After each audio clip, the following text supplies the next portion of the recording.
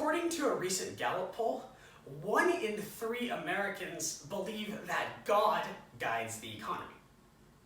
If this is the case, then it can only mean one thing. God is working for China.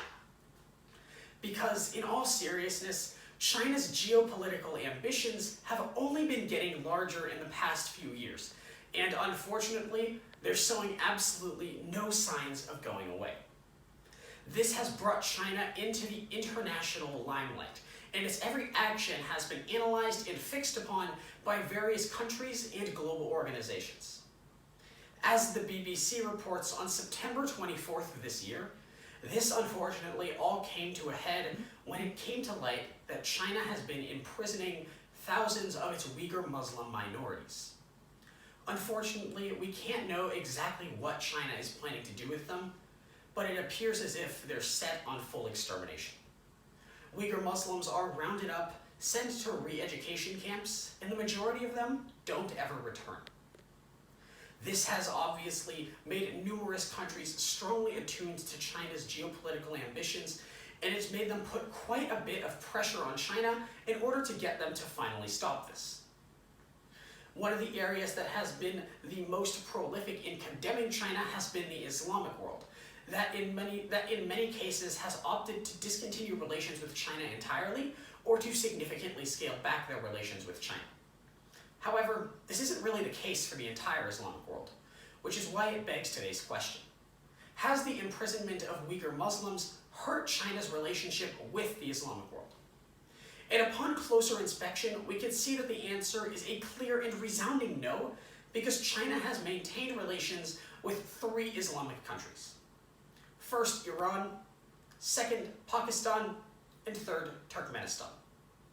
But first, if there are any 2 countries that have the majority of things in common, it's certainly China and Iran. They're both developing countries, they're both dictatorships, and they both want to take over the entire world.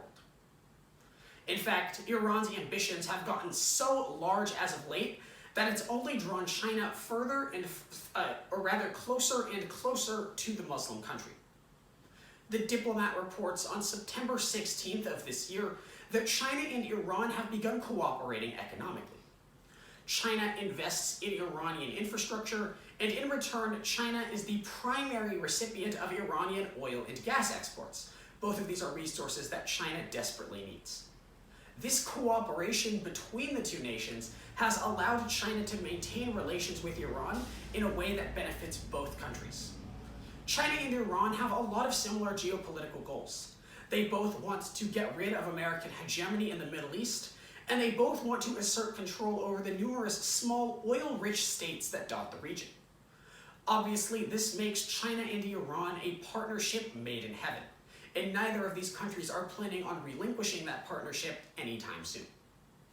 Furthermore, the Diplomat reports in a separate article also written on September 16th of this year that China and Iran have also been working together to further military goals.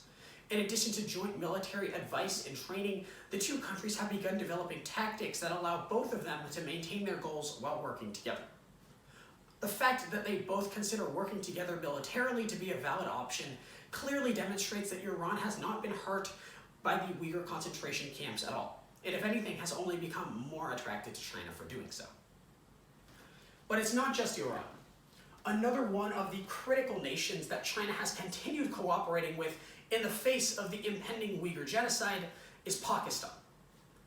The Indian Express reports just yesterday that cooperation between Pakistan and China has reached a scale that has never before been seen. China and Pakistan perform joint military exercises together. Essentially, Chinese soldiers are training Pakistani soldiers.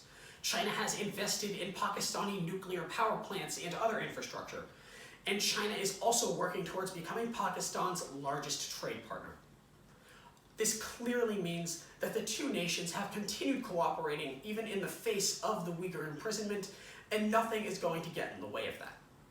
One of the primary reasons for this occurring is that China essentially wants to increase relations with Pakistan in response to the United States increasing relations with India.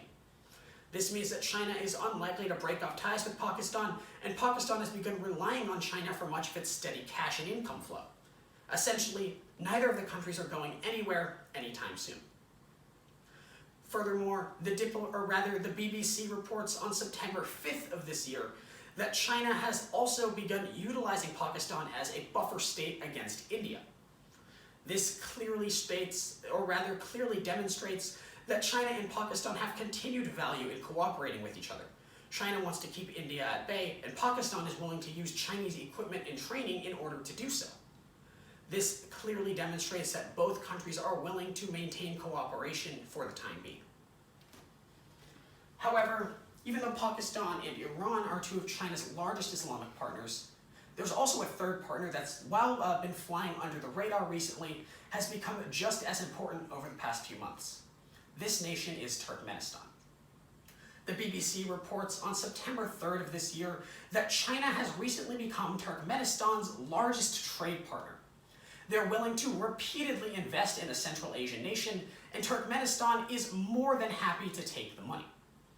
In fact, the relationship between the two has become so important in Turkmenistan politics that they aren't willing to break this relationship off, even though they border the Uyghur province and are fully aware of the genocide that's going on as we speak. Unfortunately, it seems to get even worse. CGTN reports on September 2nd of this year that Turkmenistan has begun to rely so heavily on China that there's very little they can do if China decides to pull out.